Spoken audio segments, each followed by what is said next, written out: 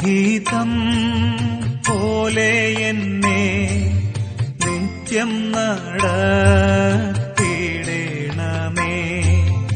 എന്റെ ഹിതം പോലെയല്ലേ എൻ പിതാവേ, എൻ യഹോവേ, നിന്റെ ഹിതം പോലെ എന്നെ നിത്യം നടത്തിയിടണം.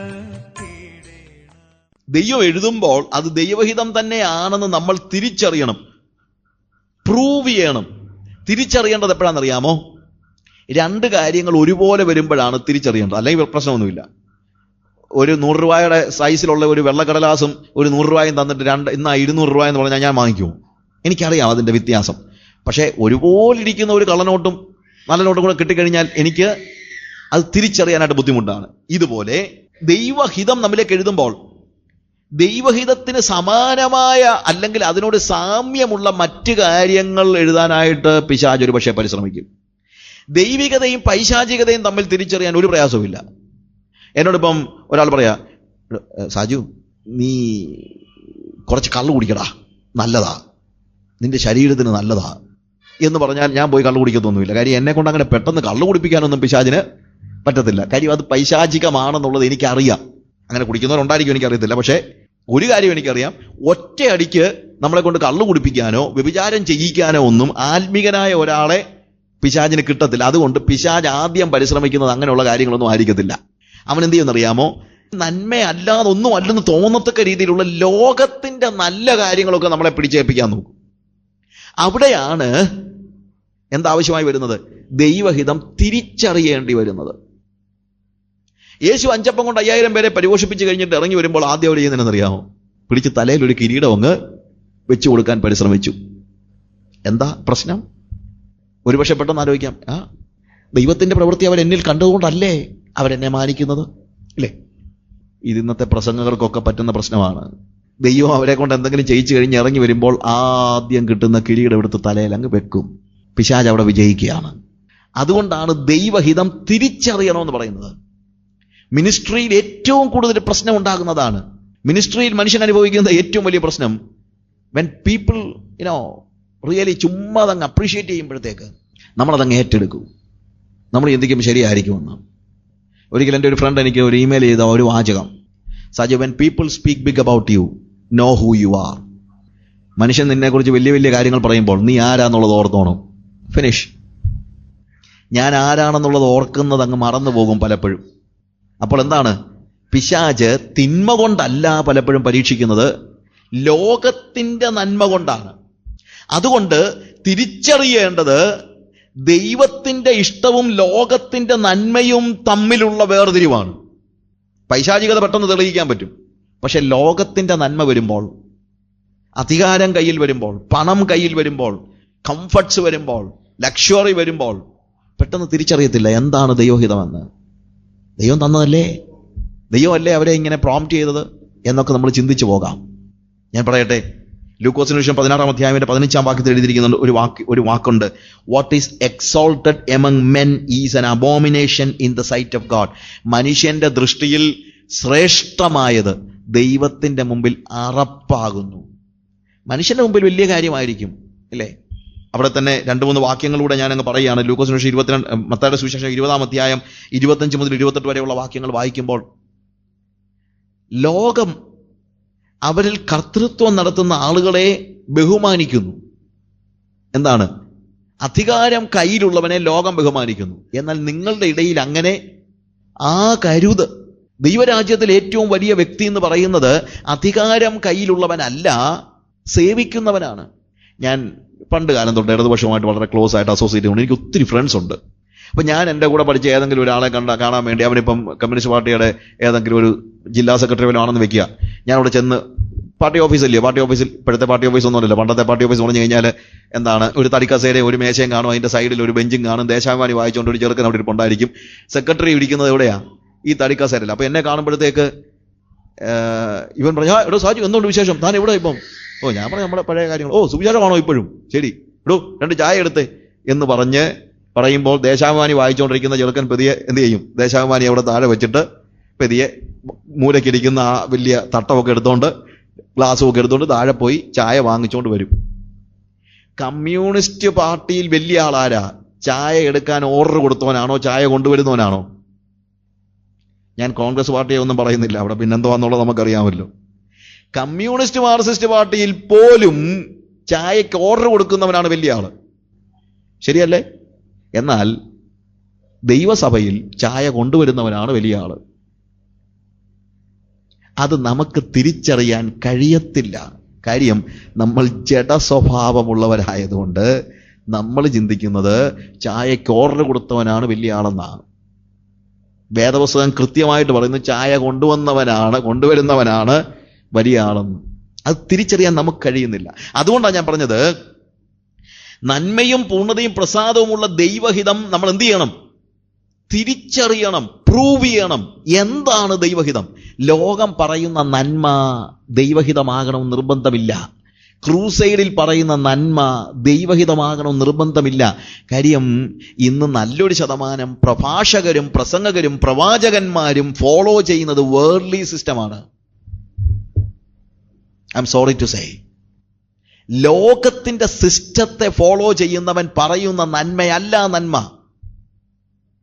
ആത്മസ്വഭാവമുള്ളവൻ പറയുന്ന നന്മയാണ് നന്മ. അവനെ അത് തിരിച്ചറിയാൻ കഴിയത്തുള്ളൂ. അതുകൊണ്ട് നന്മയും പൂർണ്ണതയും പ്രസാദവുമുള്ള ദൈവഹിതം ഇന്നതെന്ന് തിരിച്ചറിയേണ്ടതിന് നിങ്ങൾ മനസ്സ് പുതുക്കി രൂപാന്തരപ്പെടുവേൻ. മനസ്സിൽ പിശാച് ഒരു ചെറിയ ഇടം പോലും കൊടുക്കാതെ, ഇപ്പം സ്ട്രോങ് ഹോൾഡ് വലിച്ച് താഴെ കളഞ്ഞാലും പുറത്തുനിന്ന് പോലും ഒരാശയം നമ്മുടെ ഉള്ളിലേക്കിടാൻ സമ്മതിക്കരുത്. പൂർണ്ണമായും രൂപാന്തരപ്പെട്ടതായ മനസ്സ്. ഇനി ഞാൻ പെട്ടെന്ന് ഈ ദൈവഹിതത്തിന്റെ പ്രത്യേകതകളെ കുറിച്ച് പറയട്ടെ. ദൈവഹിതം നന്മയും പ്രസാദവും പൂർണ്ണതയുമുള്ള ദൈവഹിതം. ദൈവഹിതം എന്ന് പറയുന്നത് നന്മയാണ്. It is good. ഗുഡ് എന്ന് ഇവിടെ ഉപയോഗിച്ചിരിക്കുന്ന വാക്ക് ശരിക്കും പറഞ്ഞ ഒരു നൗണായിട്ടാണ് ഉപയോഗിച്ചിരിക്കുന്നത്. It is not an adjective, ഒരു നാമപദമാണ്, അല്ലാതെ ഒരു വിശേഷണ പദമല്ല. അതായത് God's will is the good. നന്മ എന്ന് പറയുന്നത് എന്താണോ അതാണ്, അല്ലാതെ it is not just one among many good things. പല നന്മകൾക്കിടയ്ക്കൊന്നല്ല ദൈവഹിതം ആകുന്ന നന്മ. ദൈവത്തിന്റെ ഹിതം എന്ന് പറഞ്ഞു കഴിഞ്ഞാൽ എന്താണ്? അതാണ് നന്മ. നമ്മൾ നന്മ എന്ന് പറഞ്ഞു കഴിഞ്ഞാൽ പെട്ടെന്ന് നമ്മുടെ മനസ്സിൽ വരുന്ന ഒത്തിരി കാര്യങ്ങളുണ്ട്. തന്നോട് അപേക്ഷിക്കുന്നവർക്ക് അവൻ നന്മ എത്ര അധികം കൊടുക്കും. അപ്പൊ നമ്മുടെ മനസ്സിൽ വരുന്ന നന്മ എന്തൊക്കെയാണെന്ന് ഓരോരുത്തർക്കും ഓരോ സ്വപ്നങ്ങളാണ്. മത്തായിയുടെ സുവിശേഷത്തിൽ നന്മ എന്ന് പറയുന്ന സെയിം ഭാഗം ലൂക്കോസ് എഴുതുമ്പോഴത്തേക്ക് തന്നോട് യാചിക്കുന്നവർക്ക് പരിശുദ്ധാത്മാവിനെ എത്ര അധികം കൊടുക്കുമെന്ന് എഴുതിയിരിക്കുന്നത്. അത് നമുക്ക് സാധാരണ ഉദ്ധരിക്കുന്നവർ പോലും ഒരിടത്ത് ഞാൻ ഈ വാക്യം 2 ചിലപ്പോൾ നമ്മൾ മത്തായിൽ നിന്ന് ഉദ്ധരിക്കും, ചിലപ്പോൾ ലൂക്കോസിന് ഉദ്ധരിക്കും. പക്ഷെ ഉദ്ധരിക്കുമ്പോൾ നമ്മൾ ബോധപൂർവം മത്തായിൽ നിന്നേ ഉദ്ധരിക്കത്തുള്ളല്ലോ. എന്താ കാര്യം? നമുക്ക് പരിശുദ്ധാത്മാവിനെ അല്ല വേണ്ടത്. ആരെയാ വേണ്ടത്? നന്മയാ വേണ്ടത്. എന്തോ നന്മ? നമ്മൾ പറയുന്ന നന്മ. നമ്മൾ പറയുന്ന നന്മയല്ല, ദൈവഹിതമാകുന്ന നന്മ. ദൈവഹിതമാകുന്ന നന്മ എന്ന് പറയുന്നത് ദ ഗുഡ് ആണ്. അതിനകത്ത് പല സമയത്തും നമുക്ക് നന്മ കണ്ടെത്താൻ കഴിയത്തില്ലെന്ന് തന്നെയല്ല, ചിലപ്പം തിന്മയായിട്ട് നമുക്ക് തോന്നിയെന്ന് വിളിക്കും. പക്ഷെ അത് നന്മയാണെന്ന് കാലം തെളിയിക്കും. ഫാനി ക്രോസ്ബി എന്ന് പറയുന്ന പ്രസിദ്ധയായ ഗാനരചയിതാവായിരുന്ന ഒരു സ്ത്രീ, ഒരു 95 വയസ്സ് വരെ ജീവിച്ചിരുന്ന ഒരു സ്ത്രീയാണ്. പക്ഷെ അവർക്കൊരു ജീവിതത്തിൽ ഒരു വലിയ ഒരു അപകടമെന്ന് തന്നെ പറയാം. കാര്യം 3.5 വയസ്സുള്ളപ്പോൾ അവരുടെ കണ്ണിലൊരു ഇൻഫെക്ഷൻ ഉണ്ടായി. ആ ഇൻഫെക്ഷൻ ഉണ്ടായ സമയത്ത് ഒരു ഗ്രാമവൈദ്യൻ വന്നിട്ട് എന്തോ പൊട്ടമരുന്ന് തേച്ചു, കണ്ണ് പൊട്ടിപ്പോയി, 2 കണ്ണും അന്ധയായി തീർന്നു.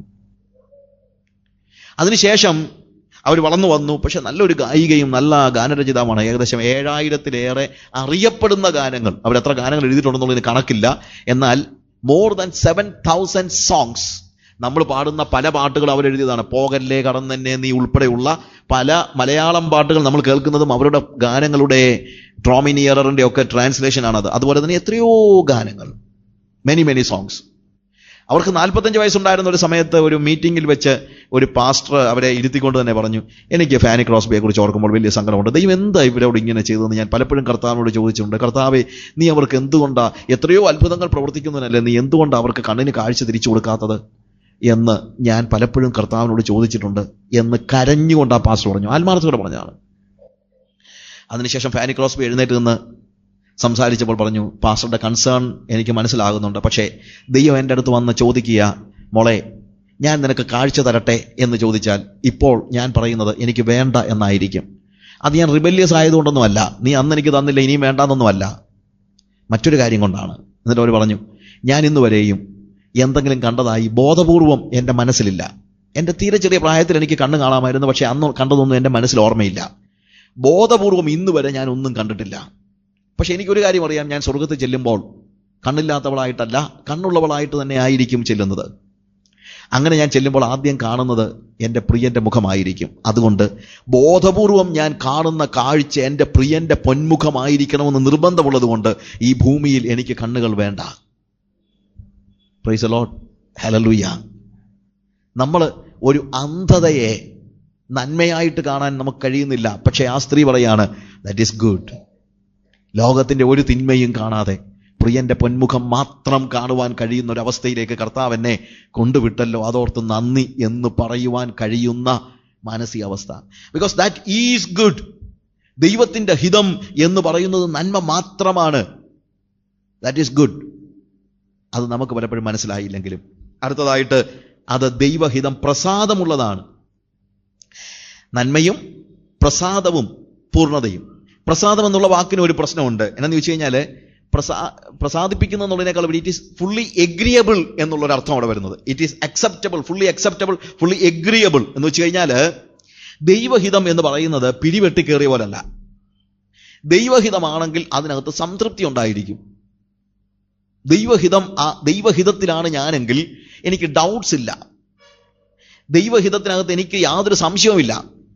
അതായത് ഞാൻ ദൈവഹിതത്തിലാണ് ജീവിക്കുന്നതെങ്കിൽ ഇതാണോ ദൈവം എന്നെ ആർക്കറിയാം എന്നൊന്നും ഞാൻ പറയത്തില്ല. That is fully agreeable. എൻ്റെ മൈൻഡും എൻ്റെ മനസ്സും എൻ്റെ ശരീരവും എൻ്റെ ആത്മാവും എല്ലാം ആ ദൈവഹിതത്തിൽ സന്തുഷ്ടി അനുഭവിക്കുന്ന സംതൃപ്തമായ ഒരു അനുഭവമായിരിക്കും ഞാൻ ദൈവഹിതത്തിൽ ജീവിക്കുന്നുവെങ്കിൽ. ഞാൻ കഴിഞ്ഞിടെ ഒരു മുസ്ലിം ടീച്ചറുമായിട്ട് സംസാരിക്കേണ്ട, ബഹ്റൈനിലെ ഒരു God has given me an opportunity to speak a man who is teaching Islam to the foreigners. മറ്റുള്ളവരെ ഇസ്ലാം പഠിപ്പിക്കുന്നതിന് ഗവൺമെന്റ് പൈസ കൊടുത്താക്കിയിരിക്കുന്ന ഒരാളുമായിട്ട് ചില മണിക്കൂറുകൾ സംസാരിക്കാൻ എനിക്ക് ദൈവം ഒരു അവസരം തന്നു. അപ്പം അദ്ദേഹം എന്നോട് ഇസ്ലാമിൻ്റെ കാര്യങ്ങളെക്കുറിച്ച് ഏകദേശം 2 മണിക്കൂറോളം കാര്യങ്ങൾ പറഞ്ഞു തന്നു. So I was always hearing. അതിനുശേഷം ഞാൻ അദ്ദേഹത്തോട് ചോദിച്ചു, ഇസ്ലാമിൻ്റെ അണ്ടർസ്റ്റാൻഡിങ് അനുസരിച്ച് what does it say about forgiveness of sin? പാപമോചനത്തെക്കുറിച്ചുള്ള ഇസ്ലാമിൻ്റെ അണ്ടർസ്റ്റാൻഡിങ് എന്താണ്? അദ്ദേഹം പെട്ടെന്ന് എൻ്റെ മുഖത്ത് നോക്കിയിട്ട് പറഞ്ഞു, it is repentance man, it is repentance and also you have to repay for what you did. നീ അനുദപിക്കണം, പക്ഷേ സക്കാത്ത് കൊടുക്കണമെന്നുള്ള വാക്ക് അയാൾ ഉപയോഗിച്ചില്ല. 64 വയസ്സുള്ളൊരു മനുഷ്യനാണ്, അമേരിക്ക പഠിച്ചതാ. ഒരൊറ്റ ഇസ്ലാമിക വാക്ക് ഉപയോഗിക്കാതാണ് അയാൾ എന്നോട് അയാളുടെ സുവിശേഷം പറയുന്നത്. You have to repay for what you did. ഞാൻ അദ്ദേഹത്തോട് ചോദിച്ചു, okay, let me ask you, do you have an assurance that your sins are forgiven? Man, it is between fear and hope. നിങ്ങൾക്ക് ഉറപ്പുണ്ടോ നിങ്ങളുടെ പാപമോചനം നടന്നു എന്നുള്ളത്? അത് സഹോദര, അത് ഭയത്തിനും പ്രത്യാശയ്ക്കും ഇടയ്ക്ക് ഇങ്ങനെ തൂങ്ങിക്കിടക്കുകയാണ്. ഞാനത് പറഞ്ഞു, but let me tell something about me. ഞാൻ പറഞ്ഞു, എനിക്ക് ഭീതിയുമില്ല. I will tell you one thing, I have no regret about my past. You know why? Because my sins are forgiven and I am assured about that. എനിക്ക് എൻ്റെ കഴിഞ്ഞ കാലത്തെക്കുറിച്ച് യാതൊരു റിഗ്രറ്റുമില്ല. കാരണം എനിക്ക് ഉറപ്പുണ്ട് എൻ്റെ പാപങ്ങൾ മോചിക്കപ്പെട്ടിരിക്കുന്നുവെന്ന്. എന്നിട്ട് ഞാൻ പറഞ്ഞു, sir, I am a man with contentment. ആത്മാർത്ഥത്തോടെ ഞാൻ പറഞ്ഞൊരു വാചകമാണ്, ഞാൻ സംതൃപ്തനായ ഒരു മനുഷ്യനാണ്. എനിക്ക് ഒരു റിഗ്രറ്റുമില്ല എൻ്റെ പാസ്റ്റിനെ കുറിച്ച്. എനിക്ക് എൻ്റെ പ്രസന്റ് കാര്യങ്ങളെക്കുറിച്ച് ഒരു പരാതിയുമില്ല. ഞാൻ എൻ്റെ പ്രസന്റിനെ കുറിച്ച് 100% സംതൃപ്തനാണ്. ഞാൻ ആരാണോ എന്താണോ അതിനകത്ത് ഞാൻ സംതൃപ്തനാണ്. എനിക്ക് അംബീഷൻസ്, മിനിസ്ട്രിയിൽ പോലും അംബീഷൻസ് ഇല്ല. ചിലപ്പോൾ ആളുകൾ ചിന്തിക്കും മിനിസ്ട്രിയിൽ ഒത്തിരി അംബീഷൻ വേണമെന്ന്. എനിക്കതുമില്ല. എനിക്ക് ഇപ്പം എല്ലാവരുടെയും ആഗ്രഹം ബെന്നിഹീനാകണമെന്നാണ്, അല്ലേ? പിള്ളേരുടെയൊക്കെ ഉൾപ്പെടെ ഉള്ള ആഗ്രഹം ബെന്നിഹീനാകണമെന്നാണ്. ഞാൻ പറയും, എനിക്ക് ബെന്നിഹീനാകാൻ ആഗ്രഹമൊന്നുമില്ല. ബെന്നിഹീനാകാൻ എന്താ ആഗ്രഹമില്ലാത്ത? അല്ല, ഞാനാകണമെന്ന് വെച്ചാലും ബെന്നിഹീനാകത്തില്ല. അത് ശരി, ആകാൻ പറ്റാത്തതുകൊണ്ട് അല്ല. എനിക്ക് ബെന്നിഹീനാകണ്ടെന്ന് പറഞ്ഞു കഴിഞ്ഞാൽ ഞാൻ ബെന്നിഹീനാകാൻ എനിക്ക് കഴിയത്തില്ലെന്നുള്ളത് തന്നെയല്ല, ബെന്നിഹീൻ ജന്മം ചെയ്താൽ ഞാനാകത്തുമില്ല. ഞാൻ ബെന്നിഹീനാകത്തില്ലെന്ന് പറയുന്നത് പോലെ തന്നെ ബെന്നിഹീൻ ജന്മം ചെയ്താൽ ഞാനും ആകത്തില്ല, ഇല്ലേ? അപ്പൊ അതുകൊണ്ട് ബെന്നിഹീൻ ഞാനാകണമെന്ന് നിശ്ചയിച്ചാൽ പറ്റുമോ? അങ്ങനെ കൊണ്ട് പറ്റുമോ? പറ്റത്തില്ല. ദൈവം സാജു ആരാകണമോ അതാക്കിയിട്ടുണ്ട്. ഇന്ന് നാളെ സാജു ആരാകണമെന്ന് ദൈവം ആഗ്രഹിക്കുന്നോ അത് ദൈവം നടത്തിക്കോളും. എനിക്ക് വേറെ ആംബിഷൻസ് ഒന്നുമില്ല. അതുകൊണ്ട് ഞാൻ സംതൃപ്തനാണ്. ഇന്ന് വരെയുള്ള ഈ നിമിഷം വരെയുള്ള എൻ്റെ ലൈഫിൽ ഞാൻ സംതൃപ്തനാണ്. എനിക്ക് ഒരു അംബിഷനും ബാക്കിയില്ല. എനിക്ക് ഫ്യൂച്ചറിനെ കുറിച്ച് ഭീതിയുമില്ല. കാര്യം because I know I am living with God. ഞാൻ അദ്ദേഹത്തോട് പറഞ്ഞു, I walk with Jesus, I talk to God, I know what is happening, he talks to me, I hear him and I know when I die I will be with him. അതുകൊണ്ട് എൻ്റെ ഭാവിയെക്കുറിച്ച് എനിക്ക് ഭീതിയൊന്നുമില്ല. അത് പ്രത്യാശയിൽ മാത്രം കിടക്കുകയാണ്, അല്ലാതെ ഭീതിയിലും പ്രത്യാശയിലും തൂങ്ങിക്കിടക്കുകയല്ല എന്ന് ഞാൻ അദ്ദേഹത്തോട് പറഞ്ഞു. ആ മനുഷ്യൻ എൻ്റെ മുഖത്ത് നോക്കിയിട്ട് പറഞ്ഞു, 64 വയസ്സ് മനുഷ്യൻ, man, everyone should have that assurance. എല്ലാവർക്കും അങ്ങനെ ഒരു ഉറപ്പ് അത്യന്താപേക്ഷിതമാണ് എന്ന് എൻ്റെ മുഖത്ത് നോക്കി പറഞ്ഞു. ഞാൻ പറഞ്ഞത്, ഞാൻ എന്താകണമോ അത് ആയിട്ടുണ്ട്. I M a man with contentment. ഞാൻ സംതൃപ്തനായ ഒരു മനുഷ്യനാണ്. ഞാൻ പൂർണ്ണ ദൈവഹിതത്തിലാണെങ്കിൽ ഞാൻ സംതൃപ്തനായിരിക്കും.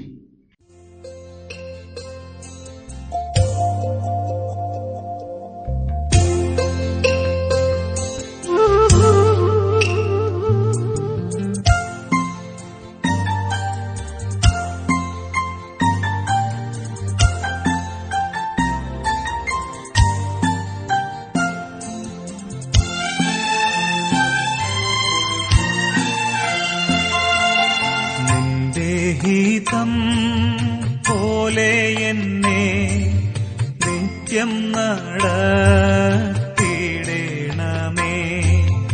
എന്റെ ഹിതം പോലെയല്ലേ എൻ പിതാവേ, എൻ യഹോവേ, നിന്റെ ഹിതം പോലെ എന്നെ നിത്യം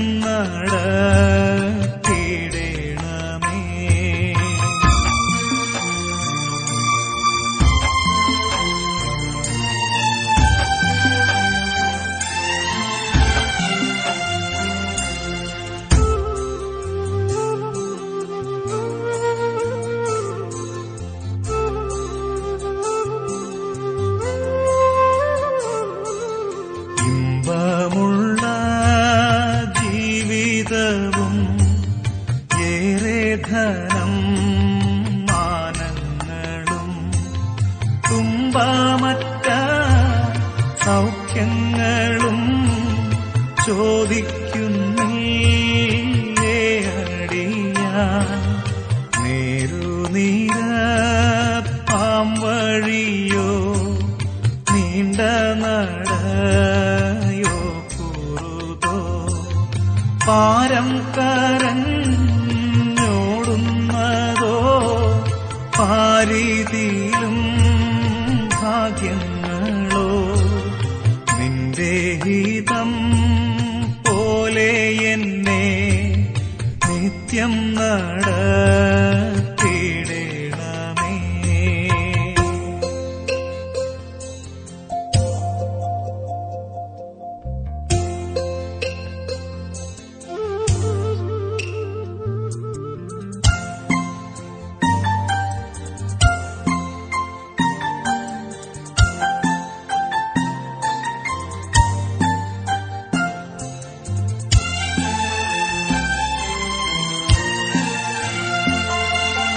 അന്ധകാരം ഭീതികളോ അപ്പനെ പ്രകാശങ്ങളോ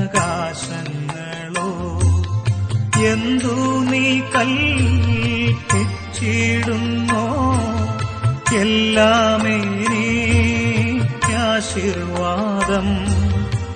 ഏതു ഗുണം എന്നറിവാൻ ഇല്ല ജ്ഞാനം എന്നിൽ നാഥ.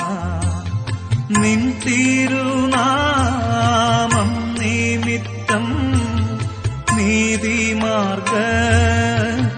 തിരിച്ചു നിന്റെ പോലെ എന്നെ നിത്യം നടത്തിയിടണമേ.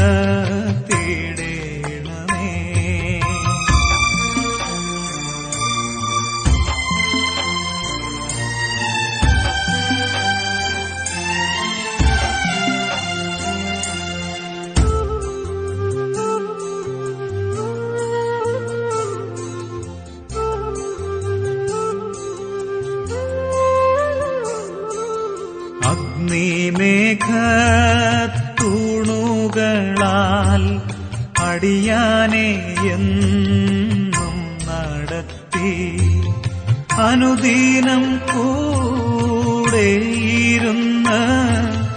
അപ്പനെ കടാക്ഷിക്കുക. നിന്റെ ഹിതം പോലെ എന്നെ നിത്യം നടത്തിയിടേ.